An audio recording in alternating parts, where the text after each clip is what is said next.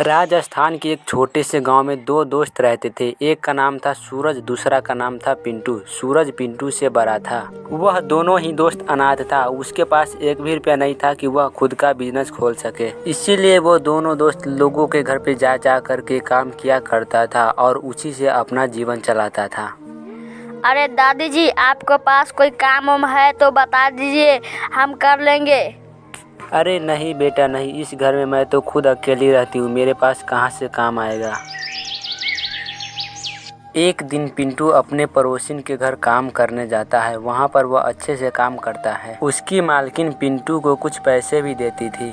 पिंटू की मालकिन घर का सारा काम पिंटू से ही करवाती थी और पिंटू अच्छे से काम भी करता था, लेकिन उसकी मालकिन एक दिन उसे भगा देती है। तो पिंटू एक पेड़ के पास जाकर के बैठ जाता है और वहाँ पर बैठ कर के रोने लगता है। पिंटू वहाँ बैठ कर के रो ही रहा था, तभी कुछ देर बाद उसके सामने उसका दोस्त सूरज आ जाता है और सूरज पिंटू से पूछने लगता है कि तुम क्यों रो रहे हो। तो पिंटू अपनी सारी बात सूरज को बतलाता है और कुछ देर बाद सूरज पिंटू को अपने साथ एक जंगल में एक पेड़ के पास ले जाता है और वह दोनों दोस्त उस पेड़ के पास जाकर के बैठ जाता है और सोचने लगता है कि अब हम दोनों क्या करेंगे। और दोनों दोस्त वहाँ पर बैठ कर के बातें कर ही रहा था, तभी उसके सामने एक बूढ़ी औरत आ जाती है और वह औरत उस दोनों दोस्त के सामने आकर के खड़ी हो जाती है और उन दोनों से पूछने लगती है कि तुम दोनों परेशान क्यों हो। इसके बाद वह दोनों दोस्त उस बूढ़ी औरत को अपनी सारी बात बता देता है। इसके बाद वह बूढ़ी औरत इन दोनों दोस्त को घर पे लेके चला जाता है और वह बूढ़ी औरत इन दोनों दोस्त को अपनी कुटिया में रहने के लिए बोलती है